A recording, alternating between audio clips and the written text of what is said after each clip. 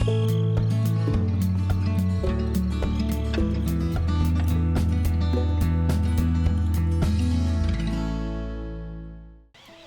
hello everyone. Welcome to Gelvin Valley. Got a beautiful view across the valley right now.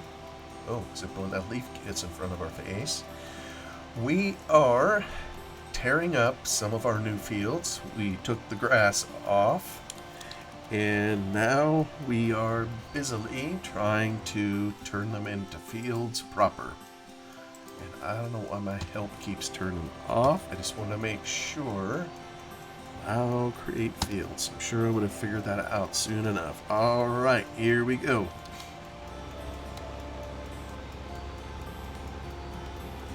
We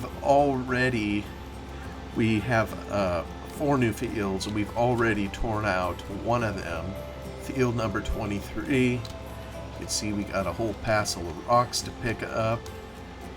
Turn around here. And we're only creating more rocks to be picked up. Field 23, field 21 that we're in, field 12, and field 47.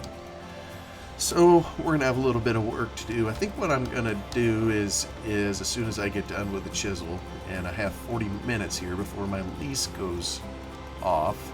I totally forgot about my lease when I got the brainy idea to pick up all the grass, so pay all this money only to waste it. But I don't know. Who knows what I can get done in 40 minutes? Maybe I'll end up finishing it. I wouldn't hold my breath. I'm going to turn this into arable properties. Obviously that's what I'm in the middle of doing here. And then I think I'm going to get a roller and come in here. I was debating whether to do that or a cultivator to come in over the top of this chiseled property. I think I'll just get a roller. I've used that before. Plus it'll have the benefit of any of the smaller rocks. It'll crush them or beat them into the earth, and I won't have to pick them up. So, bonus. I don't know if I'm farming too close to this dry wash or not, but it's what I'm gonna do.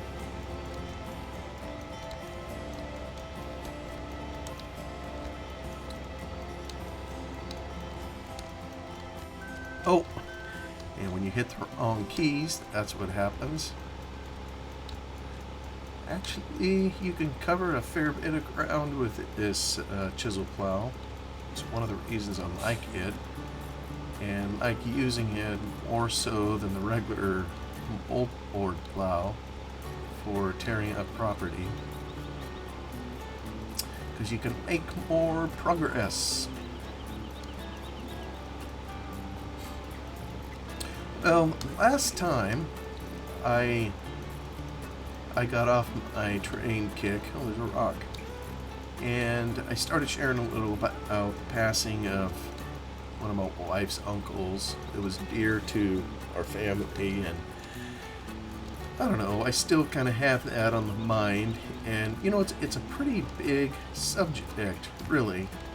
And not so much just the passing of a particular individual, but the whole topic area, because sooner or later we all have to come to terms with it in life. You know, someone close to, oop, I missed a spot. Oh, I thought I had. Must just be the weeds that are impossible to till out. I still wonder if I'm doing these fields right. You know, if I should be leaving the area kind of at the edge of the field. You know, Wes has been kind enough to come by and listen to some of these videos. Maybe he could tell me, you know, in the UK, you know, do you commonly leave a band around the field? Maybe for space to, I don't know, come in and when you're going on the first round with a combine, I guess you'd have more space to unload it around the edge. But anyway, I'm not going to worry about it. I will just farm it. In my family's culture, if you will, which is as much, kind of what our church has done over the years, when someone passes, there's a couple things that happen. I mean, obviously the family has things to deal with, but we usually, shortly after the passing, will have what's called a visitation, and it's usually done in our church fellowship center or in the mortuary place, the undertaker's office, whatever. And we'll have, if we're able, open casket viewing for a time, usually for a few hours on some set evening or whatever, so friends and family and all those kinds of folks can come and pay their last respects. And I really don't know just how common this is anymore. It almost seems like the term funeral is getting to be kind of a lost, well, I was going to say art. It isn't really an art, but not really something, that's done that much anymore. I know we still know what the term means, but more often than not, it seems like when I've been to these kinds of gatherings outside of my family circle or church folks, if you will, it's called a celebration of life or that kind of thing. And it isn't necessarily open casket, where they show the deceased. Usually that's all been taken care of, and I don't know anymore. A lot of times, folks are choosing to be cremated, and that, I don't know how soon that happens following, a person's passing. So it's, and maybe it's always been this way. I don't know. Maybe I'm just waking up to the fact many years after I should have, or something's changed. Maybe it's always been a choice, as to how folks handle it, but that's typically what we do in our church. I mean, it's, and it varies, and I know people understand this. When you have a visitation with a family, it varies. Sometimes the tone is extremely sober, and you go in there and it's quiet, and maybe there are expressions, but it's very subdued, quiet, and those kinds of things. And then there are others where maybe it's more along the lines of the celebration of life model, where there's laughter, there's lots of talking, and those kinds of things. And I suppose it all depends on a family's wishes. There was one that I went to one time, a dear couple at church that my wife and I are friends with, and they had lost a baby. And that was one where it was extremely quiet. Lots of emotion and those kinds of things, but out of respect for the mom and dad. And in that one, I don't know if they had a casket. If they did, it wasn't at the visitation. What the parents chose to do in that case was simply to hold their little baby, who was deceased, obviously, as people kind of came through the line to try to give him some support. So you have, an example that's really tragic, and I know in our church circles, there's been a number of those over the years. I remember when I was in college, this little girl on a farm. When I say little girl, she was probably 4 years old, just playing and doing stuff that little girls do. And on the farm, there sometimes are dangerous things, and She climbed up a stack of, I think it was irrigation pipe. There was some, if you've ever seen irrigation pipe that has wheels on them that can be moved in the field, I think they were in storage, so the wheels were in half shapes. There was a big old stack of them, and she was climbing up on them or whatever, and I think they fell. She fell off the stack, and the stack kind of came with her and, just crushed her. Fell across her little neck, and, it's just really unfortunate. Well, that was another example of a very somber type gathering, and I'm sorry if this sounds terribly morbid and everything, but it's just, when our uncle passed, it was a little mixture of both. He was there in an open casket and what have you, and it's just a lot of reminiscing, and yeah. When obviously the closer you are to the person that was deceased, the more mixed, your feelings about it may be. Whoa, that's a huge rock. Whoa!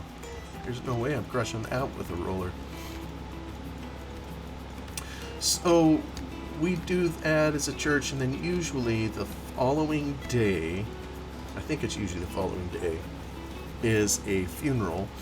We have a service at our church, and I don't know if every other place does this. The funeral, the casket goes in with us. It sits down front, and so there'll be basically a church service, very directed to the family and those left behind, and then when that's complete, there'll be a final viewing.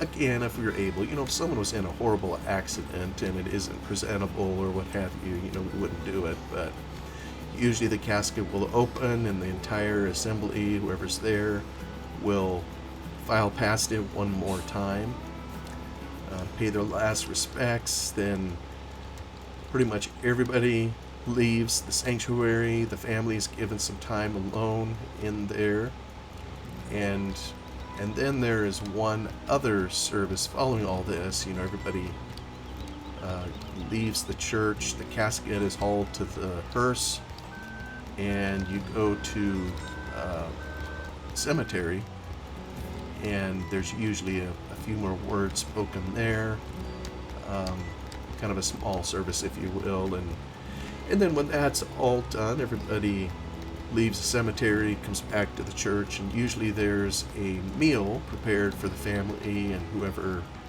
wanted to stick around. I don't know. That's what we've done, and I don't know what the rest of the world does. Maybe you can comment in it. I mean, share what you do. Part of it, I guess, is just processing through grief and coming to terms with the passing and being surrounded by your church family, your friends, to help you keep moving. And look, we all know this is hard, and the hard part is, and these are good people in church, and I'm sure we all have good friends listening to this. People want to be helpful, but there's some realities too that set in. When you go through all that and you have everybody around you, and then it's time to go home and you're alone, and you're still dealing with it, of course. But hopefully the show of support and all that is meaningful. And this is, there's another huge rock. This is what we do. Now, that doesn't mean I'm adept at navigating it. One of the hardest things to know is, what in the world do you say to someone, when you go through a greeting line like that? When I say like visitation that we'd have the day before the funeral, the family is up there right by the casket with the body. People generally file through. They can sit there if they want, for a while afterwards, but generally, it's to try to say something to the families you file through or whatever. Just like, what do you say? The only thing I've ever been able to come up with is just, I'm sorry for your loss. And it's hard to know many times just what to say that doesn't come off sounding corny, presumptuous, arrogant even. It is so easy to say the wrong thing, when you stand in a line like that. For example, if you say, I know how you feel. Well, you better know how you feel, or, anything you would say in that regard just comes off as very, very arrogant, or I don't even know what the term for it is. You just don't say stuff like that. And part of it is, what do you say? And maybe sometimes there's nothing you say. You simply show up, and it's to hug the other person, the one that's left. I don't know. Maybe sometimes words just aren't needed. Maybe sometimes we think we have to say something when nothing is needed at all, and it just runs a gambit, And this time here, I was part of family, so, most of the time when we have these, if I'm not related to whoever it is, I may go, pay respects, but then we pretty much, would leave. Well, this time, we sat there for hours, waiting, watching all the people come through, and just particularly trying to pay attention to my aunt. My wife and I were trying to get her anything she needed to try to be there to support her. And I've told my kids, if this was my wife that went, if she passed before me, I think I've told them, it's like, I'm not even sure I'd want to be there, because I don't know that I could handle listening to people, every Tom, Dick, and Harry come through, and just listening to the things that people say, when they're in that kind of circumstance. And they mean well. That's the part, that makes it kind of hard. It isn't that people mean to hurt or anything by what they say. It's just, it's so easy in those kinds of circumstances to say the wrong blooming thing. And who knows how many times I've stuck my feet in my mouth, saying what shouldn't have been said, or so. But anyway, you get kind of a front row seat when it's your family, when you're involved there, and it's just people mean well. They do the best they can, and in all of our bumbling attempts, we're trying to help each other out, I'm sure, and sometimes some of those efforts just ill-advised. So maybe I'll just ask this, what do you say when you're confronted by those kinds of things? Like I say, about the only thing I've ever been able to think to say was, I'm sorry for your loss, and that's about it. I just don't know what else to say. And there is an account in the Bible, that I think of sometimes, in times like these. And I don't know if you've ever heard of the story of Job. This poor man who was undergoing some testing, if you will, by God, and he lost basically his entire family. And the only one that he had left, I think he lost all of his kids. The only one that he had left was his wife, and she was kind of a piece of work, by the way. And so he had several friends who came to visit him while he was grieving. He lost all his wealth, he lost his family, he lost his buildings, lost all of his livestock. He just lost everything. And, as he's trying to process it, his friends came to visit. After losing all that, it goes one better. He lost his health. You know, he's a healthy guy, and then his I think he was filled with boils and sores from head to toe. Had to literally scrape him off with a rock. It sounded just miserable. And then, right on the heels of that, his friends come, and being friends, I'm sure they were probably wondering, well, now, how do we help? How do we, uh, how do we attend to the needs of our friend while he's going through these horrible things? And there's something in the Bible that has always been instructive to me. I think it says for a period of 7 days, they simply sat with him and they said not a bloomin' thing. And I've never in my life seen anybody do that. You know, some of us are maybe better at keeping silent than others. But that's what his friends did. Of course, that didn't last forever. You know, at some point they started opening their mouth, putting their feet in their mouth, and saying things they shouldn't, you know, just like all of us. But I've always found that interesting that they were able to hold off for 7 whole days, and they were just there.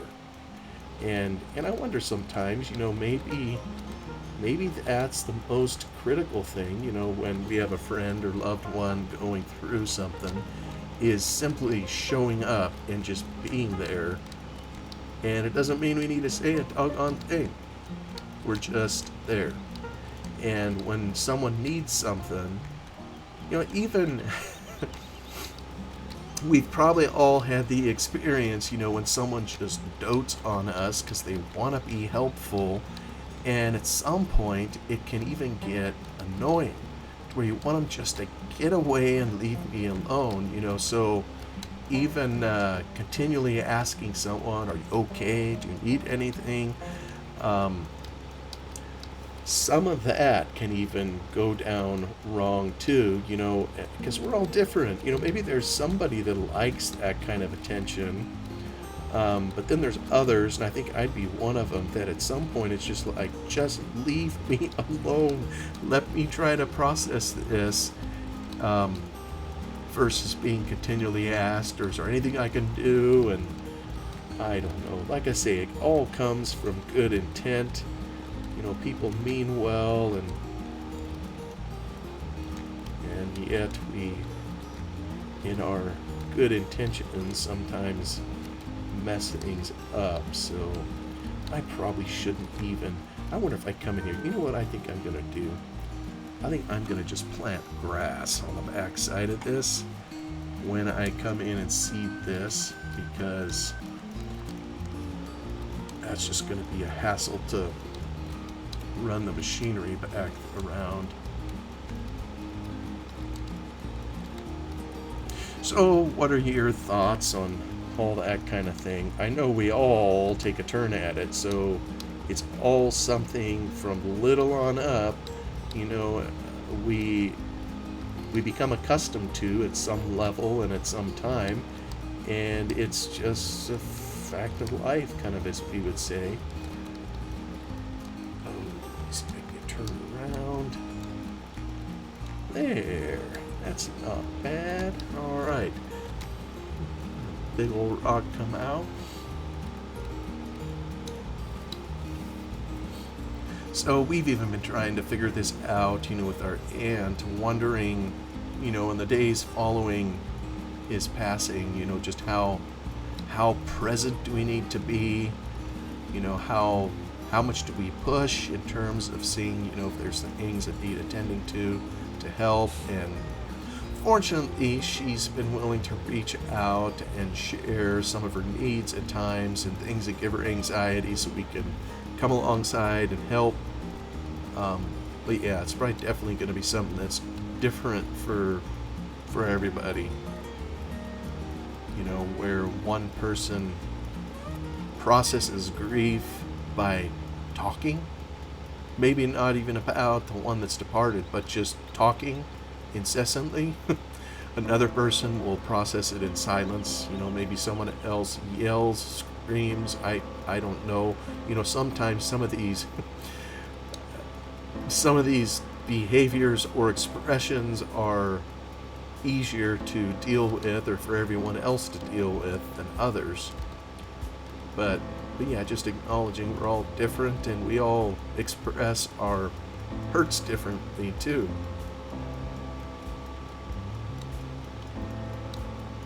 And sometimes I wonder that good old greeting line, when people come through and they say whatever they say, is that where we can inadvertently transfer our grief to someone else? If you come through and it's, I just don't know. There's some mysteries there. I am not a professional in interpersonal communications or any of that. There's flat out some mysteries there as to what's helpful, what isn't, and what dynamic is taking place there.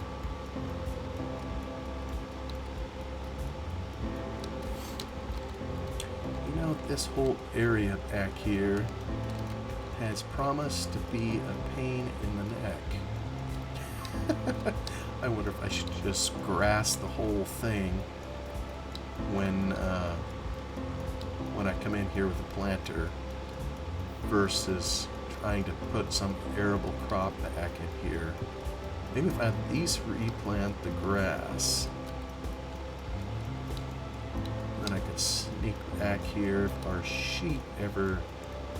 Our sheep's... They get hungry and we need an area to harvest some grass. But I don't know. Maybe I'll put some grain in first. We'll see. All I know is I got a big old debt to pay off and need to pay it somehow.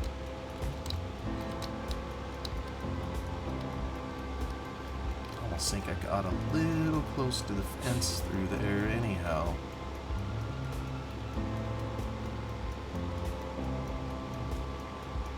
At least in farming sim, you don't end up taking out the fence like you would in real life.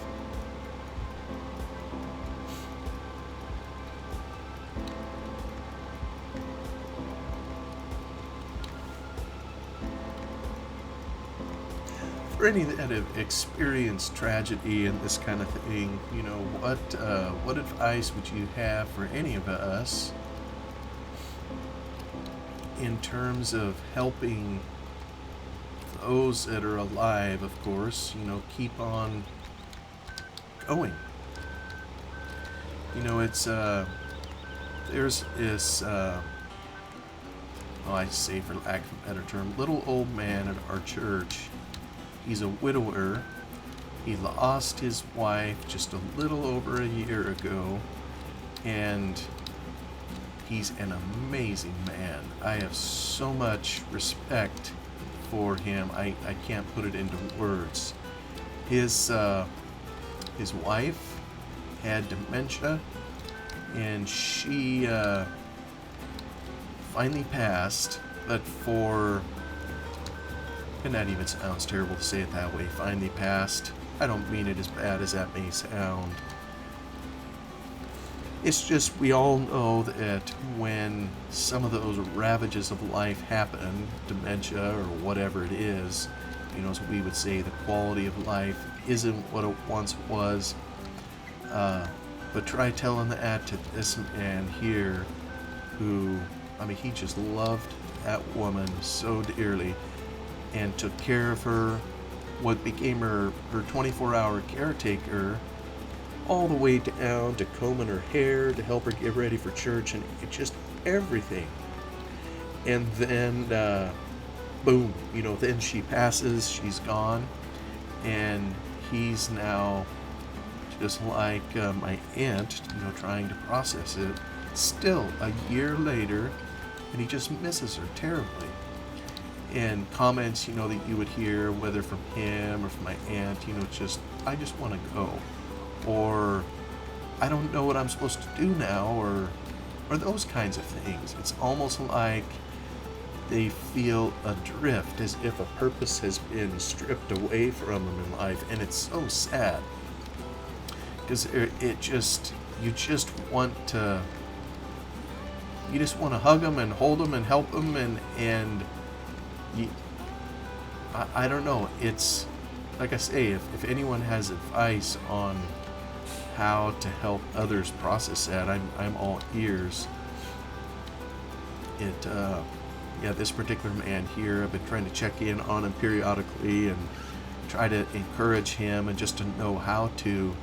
It's hard. I mean, it's all maybe check in like with a text in the morning, and all chipper and cheerful, and I'm ready for the day, and I got stuff on the go that I'm thinking of, and then bam, the reply that will be sent will be something sad, and where they'll just be bluntly sharing kind of how they're feeling, and then it's like, oh shoot, what do I say to that? Because they're here while I'm going about my day, they're still hurting, and they're still processing this, and it's just, when you're not in their shoes, it is just so hard to fathom, and it's hard to know what to say. But it's unfortunate reality and fact of life, which we all know. Let me try to cut this little corner off. I'll come back to the corner there.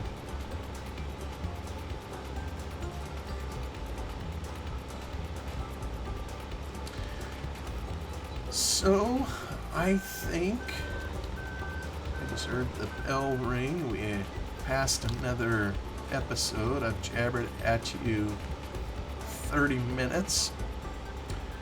And like I say, please leave some counsel in the comments if you want. And I better try to get myself on a better topic for next time. Suffice it to say, we dearly miss our uncle. It may be a fact of life that people pass away, and we haven't a lot of time, but that certainly doesn't make it any easier to deal with when it happens. So if anybody out there is going through that at the moment, very sorry that you're taking a turn at it. And I'll just leave it there, because I don't know what to say in these circumstances. So I'm going to shut up. Thank you so much for coming along to spend a little time on Gelvin Valley, and I will see you on the next one as we continue plowing away on our new fields. Y'all take care. Bye-bye.